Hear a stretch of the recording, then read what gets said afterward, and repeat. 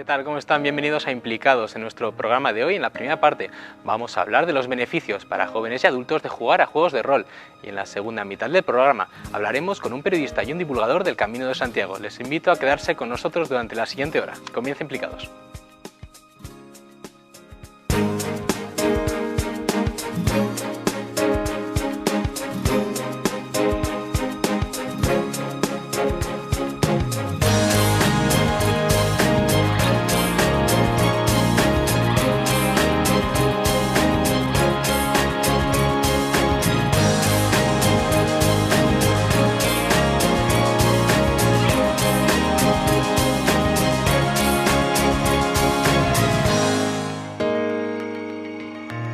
Tengo en mis manos el libro Pequeños Detectives de Monstruos, un libro de rol para niños creado por dos artistas pamploneses.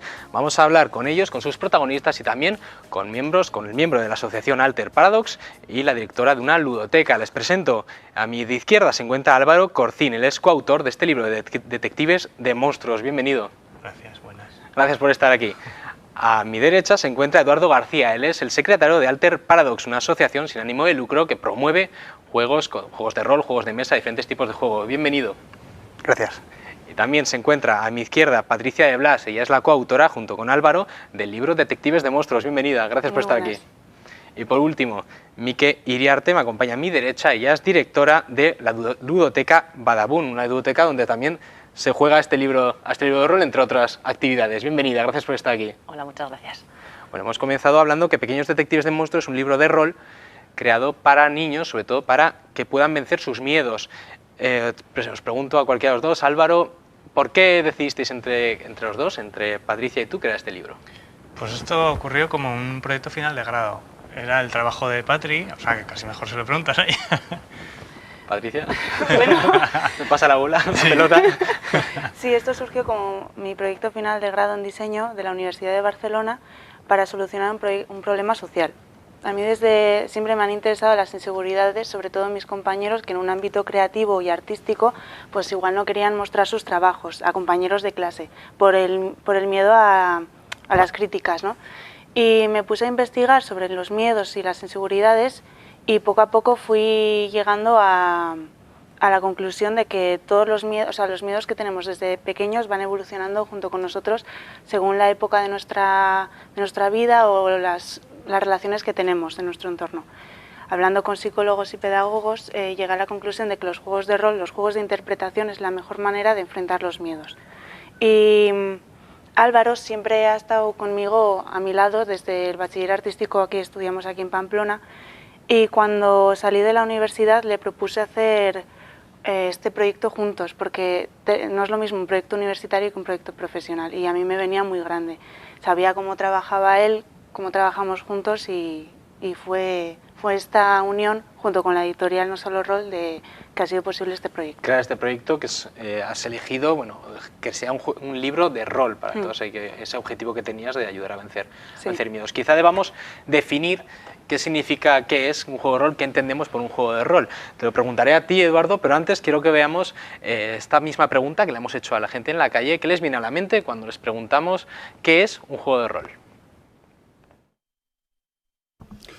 Pues la verdad es que no sé muy bien en qué consisten los juegos de rol. Creo que son unos juegos donde los que participan pues asumen distintos personajes y bueno, pues juegan a de lo que trata el juego, pero no sé más. Pues chavales frikis en una mesa cuadrada, todo oscuro y con bichos en la mesa. La verdad es que no soy mucho de juegos de rol, no sé, Risk, Diablo, pero eso ya es de ordenador, Sacred, esos juegos, estar muchas horas ahí en un tablero, ¿no? Y cosas así. Pues como un personaje ficticio, ¿no? Algo así. Te metes en un personaje y interactúas con otros, ¿no? Que también son gente que está haciendo un papel y, no sé, en un mundo distinto. Sí, imaginario, fantasía, no sé, me suena algo así. Bueno, voy a ser completamente sincero. Viene a la mente gente un poco reprimida, pero maja, ¿vale? Pero como mi compañera de piso lo hace mucho, pues no quiero juzgar demasiado. Los de las figuras pequeñas que se pintan y los dados y... y uno que se llama Catán. Eduardo, ¿alguien de los que ha respondido acertado se ha acercado un poco a la definición de lo que Hombre, es se un han juego de rol? acercado bastante. Empecemos porque un juego de rol es algo en el que toda persona ha jugado desde que hemos sido pequeños. Todos hemos jugado con nuestros hermanos, primos, o no sé, compartimos cierta edad a polis y cacos, a enfermeros, a tener una tienda, papás y mamás. Eran papeles que desde pequeños pues asumíamos la personalidad igual, reflejo de nuestros padres, reflejo del entorno que casi miramos con esa edad tan temprana, y nos creíamos que éramos esas personas y jugábamos, pasamos un rato agradable con nuestros familiares en este caso.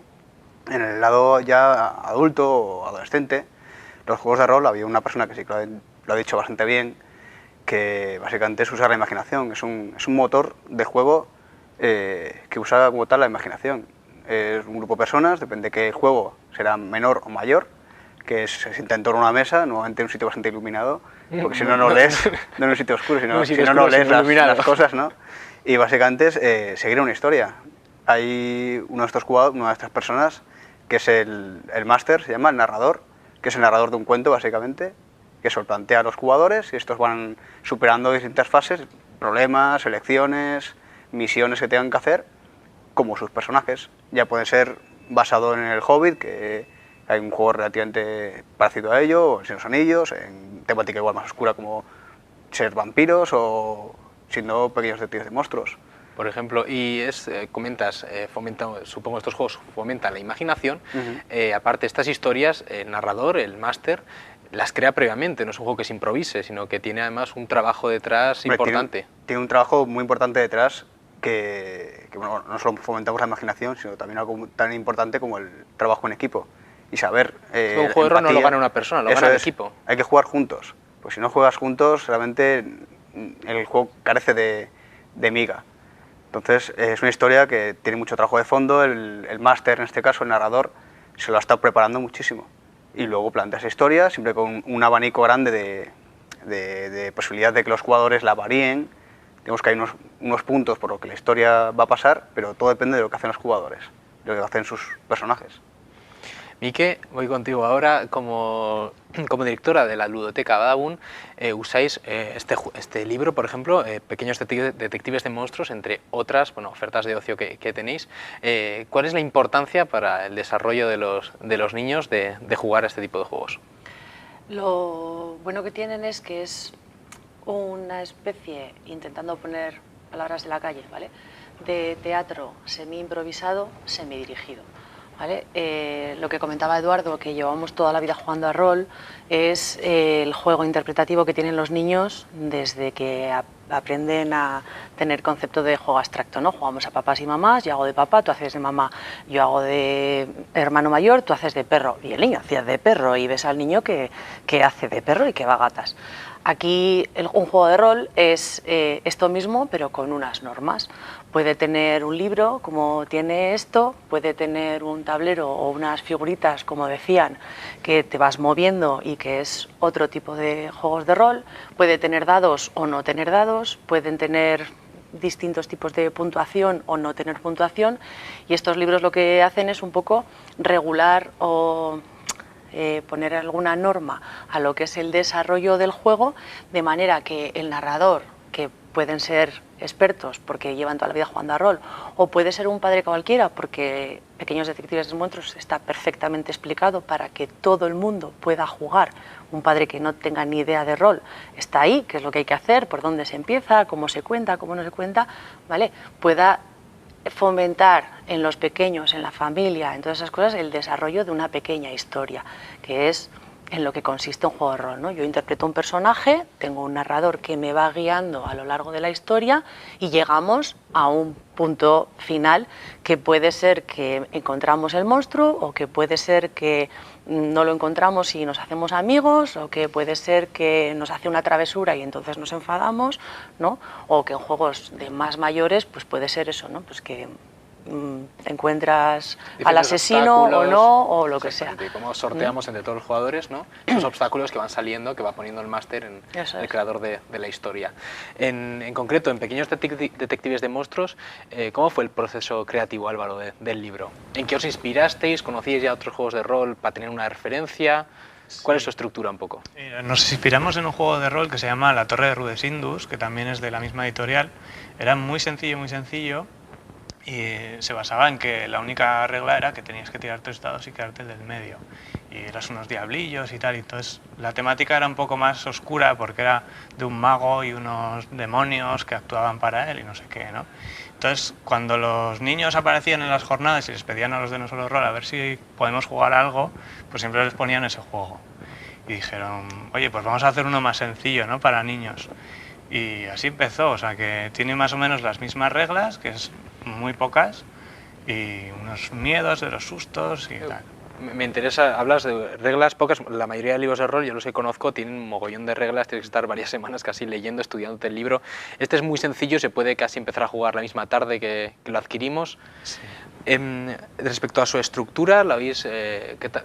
Es la estructura de juego en los chavales, ¿cómo está funcionando el libro? Patricia. Pues muy bien, lo hemos probado tanto con niños de 3 añitos hasta con pues, preadolescentes y también adultos. Nosotros para probar el juego engañábamos a nuestros amigos, tenemos 20 y tantos y al final juega pues un grupo de 20 y tantos jugando a Pequeños Detectives de Monstruos. Al final la ventaja de los juegos de rol es que tú tienes el manual de reglas, como decía Mique, pero al final tú puedes readaptar ese juego al público, ¿no? Por ejemplo, nosotros con los chavales de 3 añitos pues intentamos evitar utilizar dados porque es un elemento muy abstracto y nos dedicamos a hacer teatro de que vamos a atrapar al monstruo. Cuanto más mayores son, sí que vamos metiendo más complicaciones, porque al final también enriquece el juego, los niños pues intentan discurrir más y se lo pasan mejor, ¿no? Y la verdad que está funcionando muy bien, tanto en entorno familiar como en entornos de jornadas, como en las sombras de parados, que también lo estuvimos probando. Hablaremos ahora de esas jornadas. Y también lo estamos probando últimamente en colegios, con clases enteras de 18 o 20 chavales de 6 años, máximo hemos probado. ¿Cómo se juega brevemente a Pequeños Detectives de Monstruos? Hemos dado varias pinceladas, pero igual alguien se está preguntando, pero ¿cómo es realmente este juego? Pues brevemente. Ahora mismo estamos trabajando en ello porque mucha gente nos ha dicho, en plan, oye, decís que este juego es muy fácil de jugar, pero yo lo he cogido y hay que leer un montón.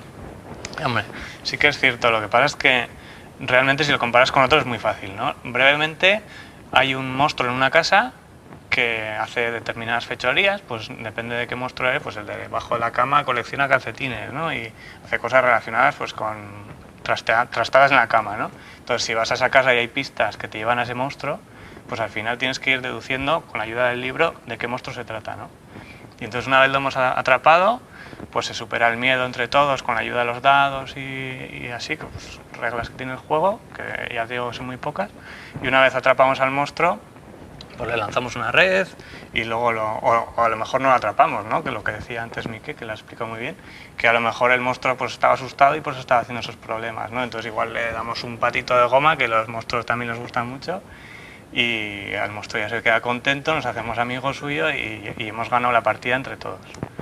Para las personas que no conozcan un juego de rol, que no sepan lo que es un juego de rol, por desconocimiento muchas veces se puede caer en esa idea de que los juegos de rol son algo malo.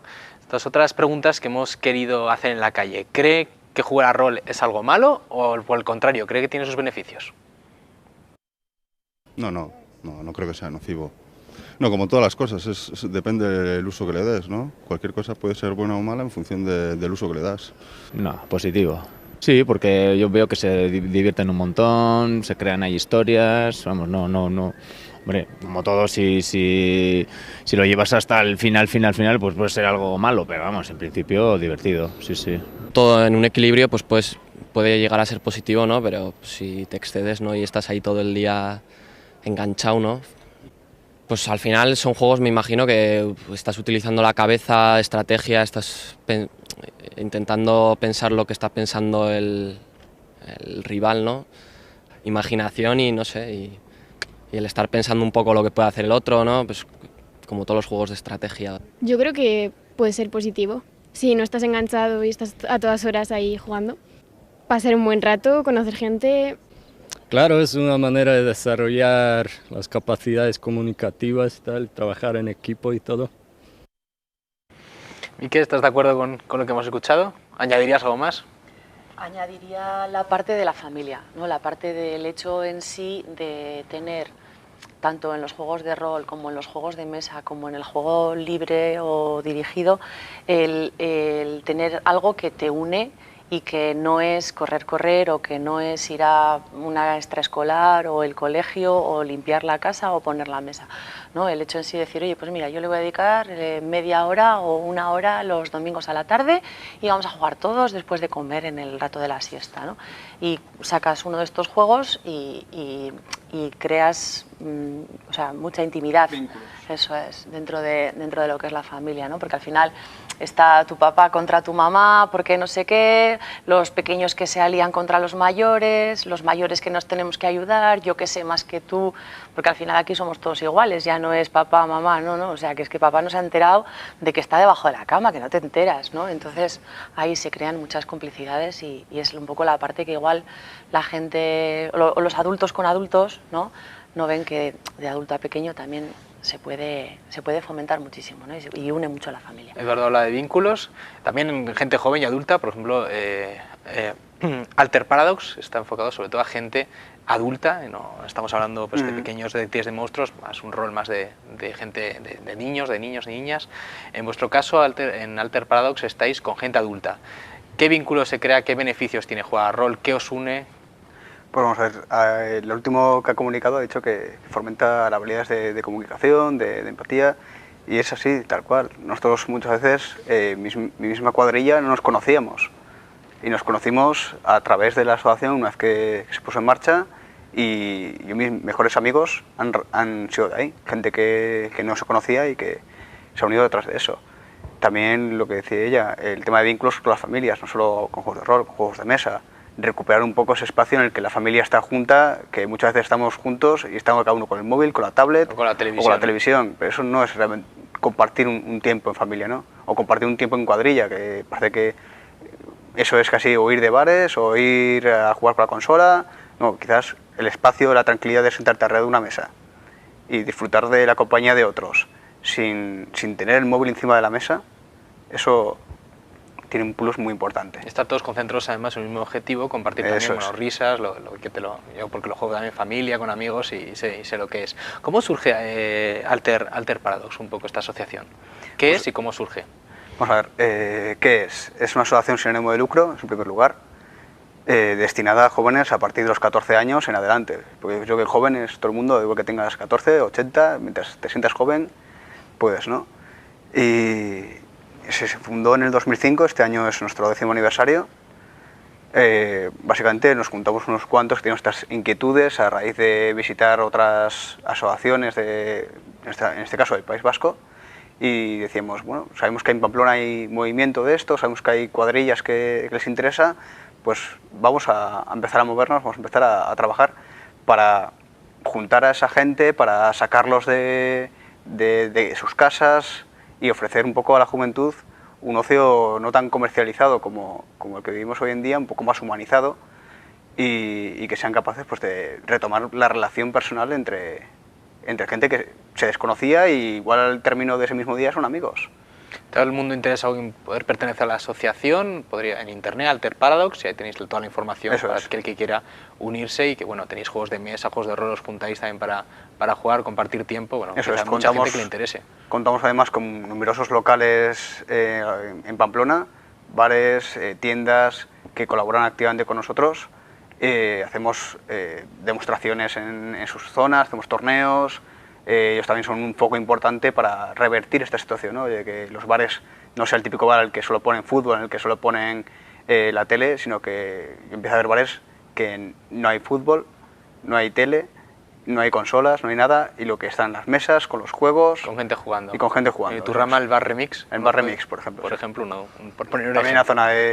En la zona de la Milagrosa, creo que es, en Navejeras, el Izar está la misma actividad. Mucha gente se suele pasar por estos bares de, oye, he oído hablar, pues, he oído hablar de este bar, que puedo venir aquí a conocer gente y jugar. A pesar de que sí que hay bares, normalmente en pocos bares, si te pones con algo te van a echar, ¿no? Mientras consumas, pero no hay ningún bar, o no empieza a haber ningún bar hasta ahora, que estuviera dedicado a fomentar esto, ¿no? Que no tengas que quedarse en tu casa o en un recinto oficial como la Casa de la Juventud o así, que también es un sitio fantástico para estar. Nosotros nos juntamos en la Casa de la Juventud, pero desde luego, vaya, cuando tienes más de 20, más de una cosa así, te apetece estar en un bar, en un sitio más público, y sobre todo para normalizar todo esto y llevar el juego a todo el mundo.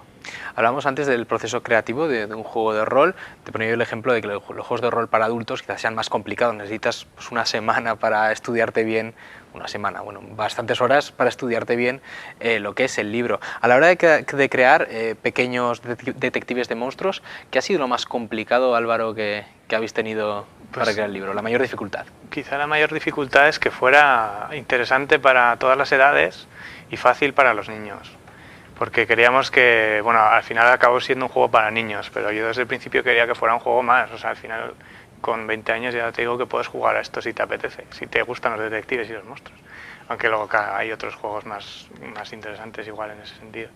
Y, ¿cuál es la pregunta? La pregunta es la mayor dificultad en el proceso creativo. La mayor dificultad, pues una era esa, y la otra también podría ser el hecho de que muchos monstruos están emparejados, relacionados entre sí, para que las pistas lleven a un monstruo, pero también puedan ser a otro diferente, ¿no? Porque enseguida, si todas las pistas relacionadas con la cama, como decíamos antes, fueran al monstruo de la cama, en cuanto te aparece una pata de una mesa de una cama, ya dices, ¡ostras, el monstruo de la cama!, ¿no? Entonces, hemos hecho que todos estén relacionados entre sí, pues igual son hermanos, o igual les gusta morder la ropa, o cosas así. Crear un mundo más con personalidad propia también y que esté bien conectado, que tenga su sentido y su lógica interna.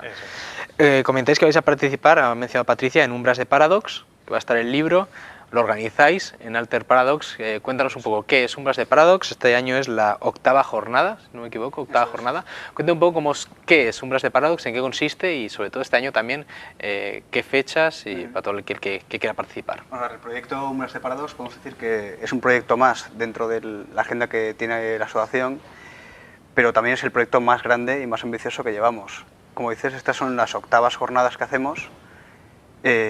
Nacieron como tal para servir de centro de reunión para ese tipo de ocio, tanto para la gente que lo conoce allá como para todo aquel que no lo conozca, como escaparate, ¿no? Para que pudieran venir, conocerlo. Es un evento gratuito. Habitualmente lo hacemos en la Casa del Juventud de Pamplona, pero ya desde el año pasado lo hacemos en Huarte, en el Polideportivo de Barrandía, sobre todo gracias a los departamentos de Juventud y Deporte que nos están apoyando un montón. Este año caen en agosto, del 13 al 16. No hay parada, o sea, empiezan el 13 a las 10 de la mañana y terminan el 16 a la 1 de mediodía. No se para ni por la noche. O sea, cualquiera quiera ir a jugar y demás, además se puede dormir juegos allí. De mesa, diferentes juegos de rol. Las jornadas las llevamos a cabo no solo nosotros, sino con muchas asociaciones vecinas de País Vasco, de Navarra, nos viene hasta de Madrid. El año pasado nos venía gente de Murcia incluso, llegamos a las 650 personas. Tenemos nuestros sponsors, nuestros patrocinadores para llevarlo a cabo, porque no hay que olvidar que esto es un evento sin ánimo de lucro, que lo hacemos totalmente por amor al arte y porque nos encanta realmente esto. Entonces invitamos a todo el que quiera venir, sobre todo el que tenga dudas o el que no ha probado esto nunca o no sepa dónde encontrarlo, pues que se pase por las jornadas en agosto y descubrirá que es un ambiente bastante agradable y que se va a salir no solo conociendo algo nuevo, sino conociendo a gente nueva y muy agradable. Respecto a los juegos de rol, también luego vamos a entrar en las temáticas que soléis elegir en estas fechas, en estos días. ¿Se valora a mí que suficientemente los juegos como complemento educativo, como complemento a la educación? ¿Juegos de rol, juegos de ocio, juegos de mesa? El juego... ¿O se sigue viendo con esa visión quizá antigua de están perdiendo el tiempo? El juego, y de hecho nosotros por ejemplo en Umbras estamos para eso, no usamos la parte infantil de Umbras.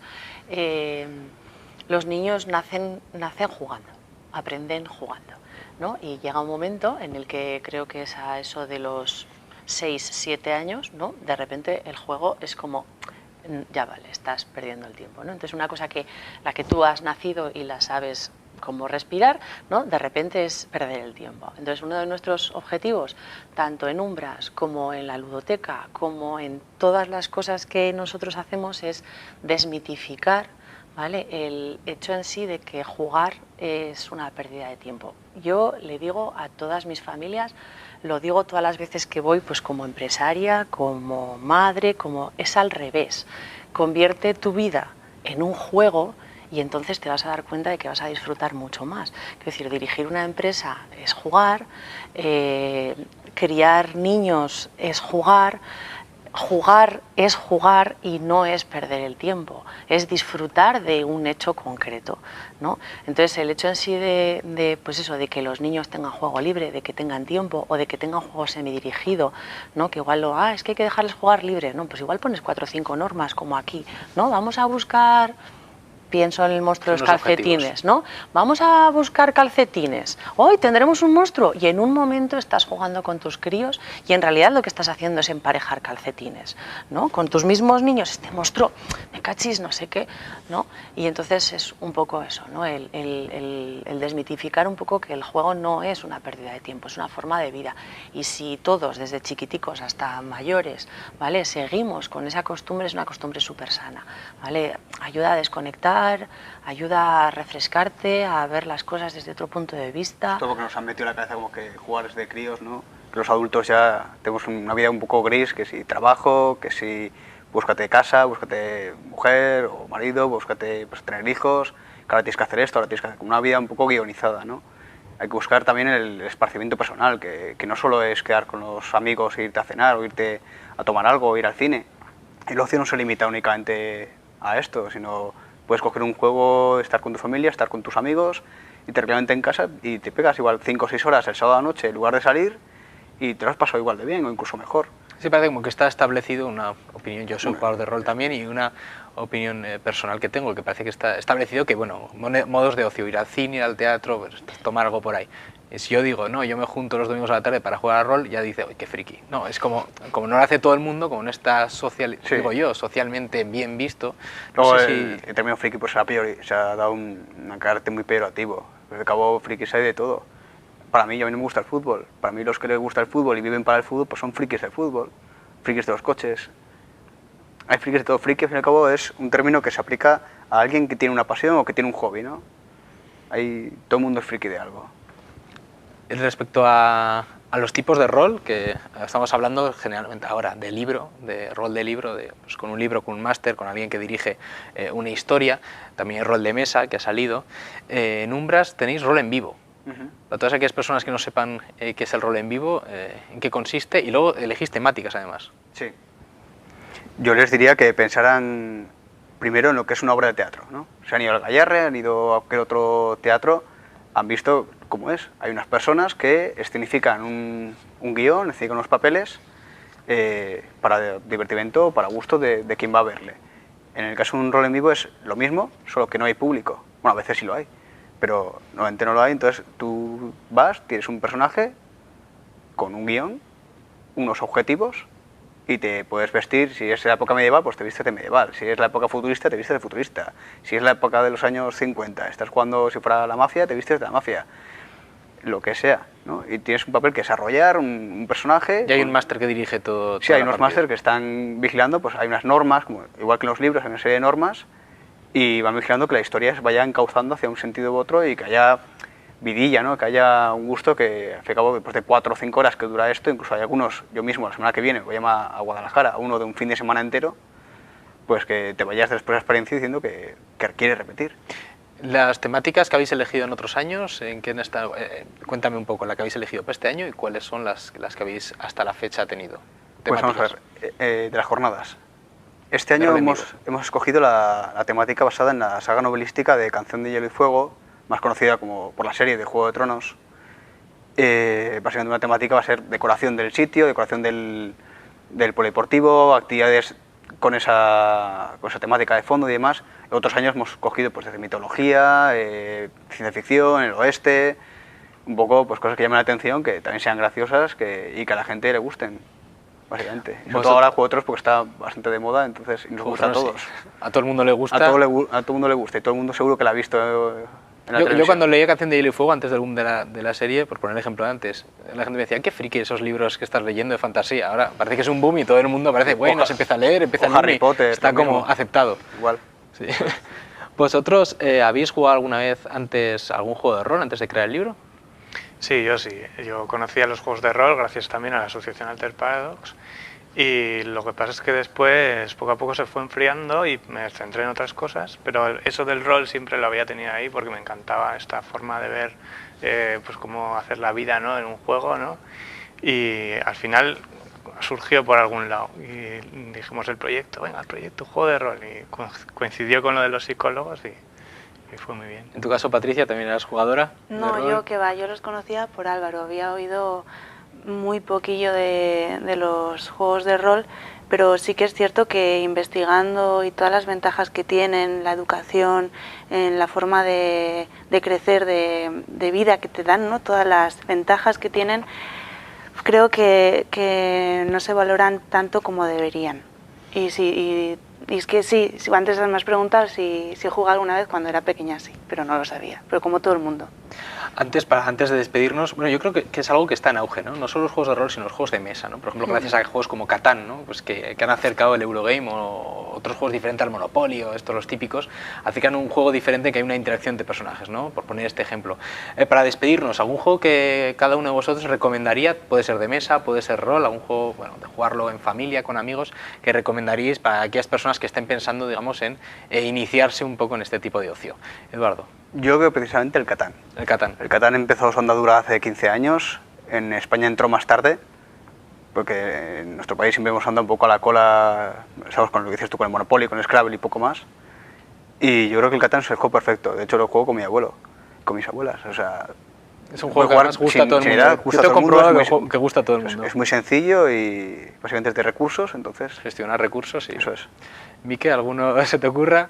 Nosotros en la ludoteca en Badalona jugamos a varios y hay uno, yéndome al público especialmente más chiquitín, que se llama La escalera de fantasmas, que es una especie de oca, ¿vale?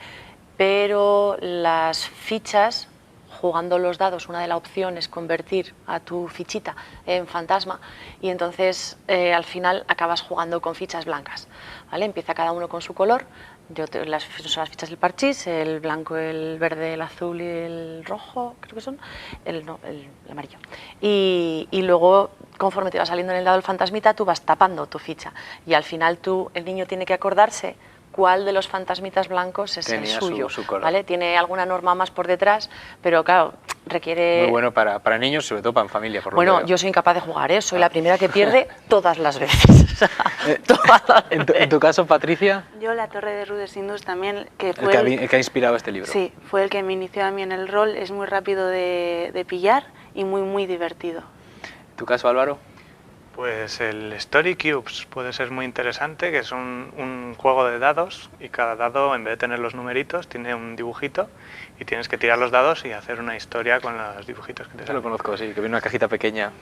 Muchísimas gracias a los cuatro por estas recomendaciones para todo el mundo que quiera iniciarse en este tipo de ocio y gracias por haber venido implicados. Muchísimas gracias. Y ahora pasamos unos minutos a publicidad y a la vuelta volvemos con un periodista y un divulgador del Camino de Santiago.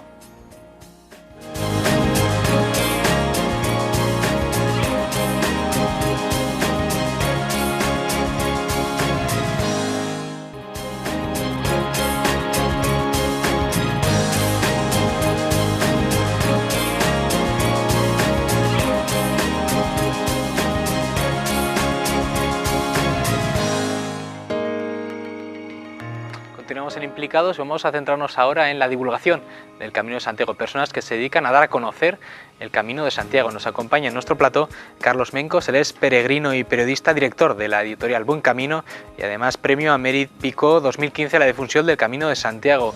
Bienvenido. Hola Alejandro. Gracias por estar aquí. Gracias a ti. También nos acompaña Javier Díez, él es escritor y divulgador. Entre sus libros, estos dos que tenemos en la mesa, Un puente para el camino y El renacer del temple. Bienvenido.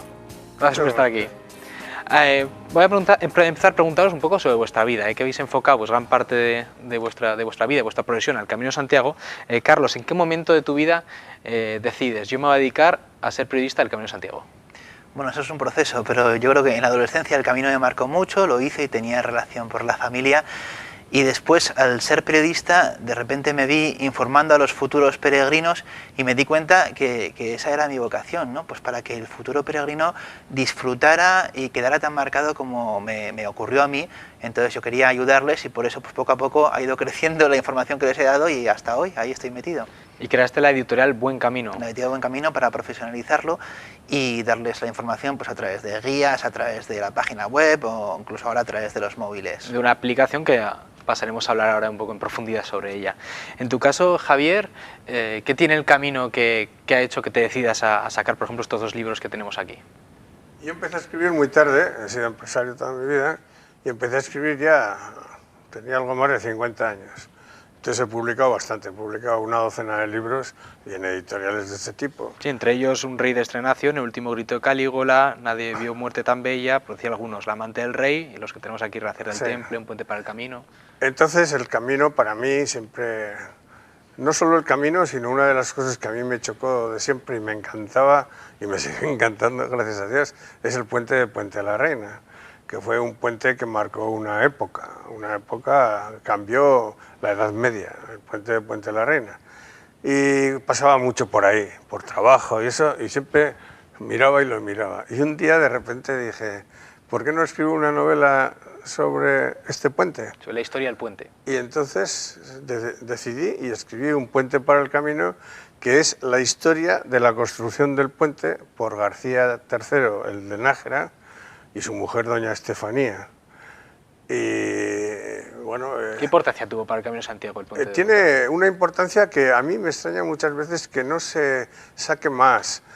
Tiene tanta importancia que antes del puente, ahí se encontraban los peregrinos y se encontraba todo el mundo un río difícil de vadear, sobre todo en muchas épocas del año. Desde Aquitania no se encontraban los peregrinos un accidente geográfico tan duro como el río Arga. Tenían que vadearlo, tenían que dar rodeos. Entonces, cuando se hizo ese puente, todo el camino fue por ahí, por una razón. Porque hasta entonces, ¿por qué no se había hecho antes? Porque hasta entonces, porque los reyes de Navarra eran también reyes de Nájera, los reyes de Pamplona. Entonces iban mucho a Nájera. Pero no se había hecho antes porque en la zona de Castilla y hasta cerca de Nájera estaba Almanzor, que no les dejaba, que todos los años hacía una racia por el norte y se llevaba todo lo que podía y mataba y robaba todo lo que podía. Cuando ya desaparece Almanzor en el 1004, que es cuando está empezando a reinar Sancho III el Mayor, es cuando Sancho III el Mayor hace el puente no por el camino, que también lo es, porque el camino antes iba por arriba, que es por donde podía ir. O sea, el peregrino que venía a Santiago de Compostela iba por donde podía, no es como ahora, podía más fácil que está todo marcado. Y tenía que ir por arriba, ¿Y por qué hizo en esa zona? ¿Por qué construyó en esa zona? Claro, y no podía ir por aquí, pues porque la zona esa de Castilla, Palencia y eso, se llamaba la tierra de nadie, ahí no había ni pueblos ni nada, o sea... Brevemente, ¿pero por qué construyó Entonces construyó el puente porque él se casó con la condesa de Castilla, con doña Mayor, y era condesa de Castilla, o sea, era condesa titular de Castilla. Y él iba mucho porque era el marido, y aunque él no era rey de Castilla, lo que sí, su ejército, y era lo que iba a Castilla y a León, que luchaba mucho con el rey de León, y iba siempre por ahí. Y entonces se construyó un poco el puente para pasar las tropas. Para pasar las tropas y pasar más rápidamente. Para pasar más rápidamente. ¿Qué pasa? Que entonces la gente pues pasa por ahí. Me interesa mucho lo que comentas de que no todo el mundo conoce esta historia y que debería ser conocida. Se conoce, pero no se le da la importancia que tiene. Pues sobre esto mismo, Carlos, tú como periodista das a conocer diferentes, no igual datos históricos, pero sí es bueno pues tener en cuenta y conocer pues todas las noticias, todo lo que está pasando en el camino, y precisamente por ello has creado una app, una aplicación Buen Camino de Santiago. Esta aplicación, ¿por qué decides, aparte de por dar esta información, decides crearla porque ves que falta una aplicación veraz, una aplicación actualizada del Camino de Santiago?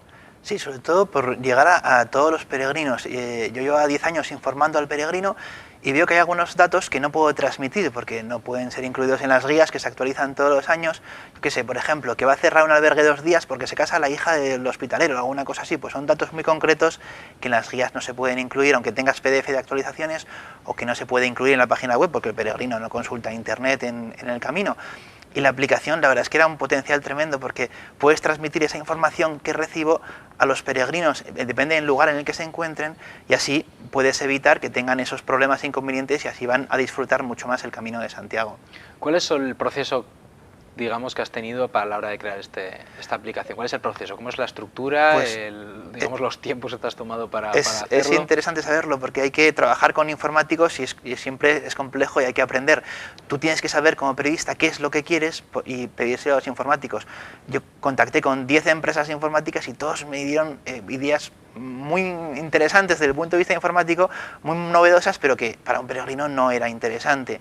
Entonces, una vez que ya sabes lo que quieres y sabes que el informático puede hacerlo, pues después de trabajar durante año y medio, pues ya por fin la hemos publicado, y yo creo que para mí es lo mejor como periodista que está apasionado en informar al futuro peregrino, pues la he construido para que pueda cumplir su función plenamente. Para aquellos que les interese, ¿qué partes, cómo se estructura internamente esta aplicación? Incluye mapas, el track con el camino dibujado, un montón de alojamientos los que necesita el peregrino, arte, historia, puntos de interés, cruces que estén mal señalizados o problemas, y todo eso por supuesto que se puede usar sin internet, se puede descargar al móvil, a pie o en bicicleta, en español o en inglés, y además tiene algo muy curioso, que es el poder enviar avisos o notificaciones a los peregrinos, depende del día y el lugar en el que se encuentren. En el ejemplo que ponía antes, ¿no? Pues si un albergue va a cerrar y es importante que lo sepan los peregrinos y no puedo informarlo en la guía, pues bueno, pues se manda un aviso a los peregrinos que se encuentren 30 kilómetros antes de ese albergue, tal día determinado, para que de antemano ya lo sepan y puedan buscar un alojamiento alternativo y no se encuentren con ese problema cuando lleguen a esa localidad. Llevas varios meses con la aplicación, ¿qué resultado está teniendo? Pues acaba de salir ya oficialmente y la verdad es que muy bueno. Los peregrinos están muy contentos porque, claro, es mucho más trabajado, mucho más información que un libro. Además tiene un contacto casi directo conmigo y con los periodistas de El Buen Camino, por lo cual pues se sienten más seguros y más reconfortados.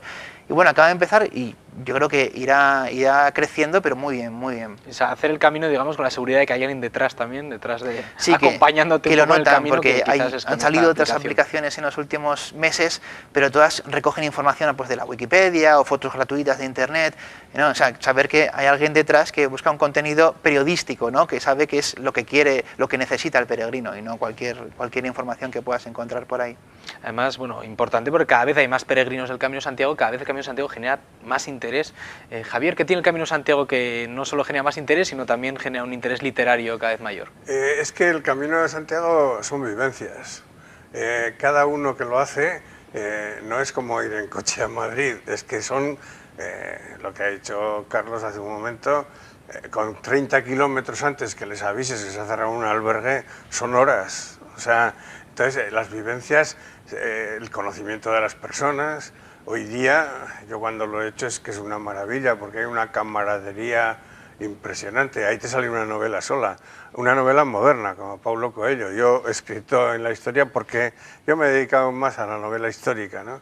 Pero es que son vivencias propias, te sale sola la novela. Incluso ligues y la gente joven y gente que se conoce, que viene al camino y después se va y han tenido una aventura de todas las clases y eso es un recuerdo para toda la vida. Hablas de aventuras, vivencias. Antiguamente el Camino de Santiago, históricamente, bueno, pues era algo que se hacía como penitencia, una peregrinación de penitencia, también como un cambio de vida, ¿no? Me he portado mal, he tenido tantos pecados, hago esta penitencia para empezar de nuevo. Hoy en día no se hace con esa mentalidad, pero realmente vosotros como expertos del camino, ¿creéis que cambia la vida de la gente que hace el Camino de Santiago? Sí, absolutamente. O sea, los peregrinos buscan un parón en su vida y no creen que vaya a cambiar, pero efectivamente si lo buscan les cambia, ya muchos de por vida.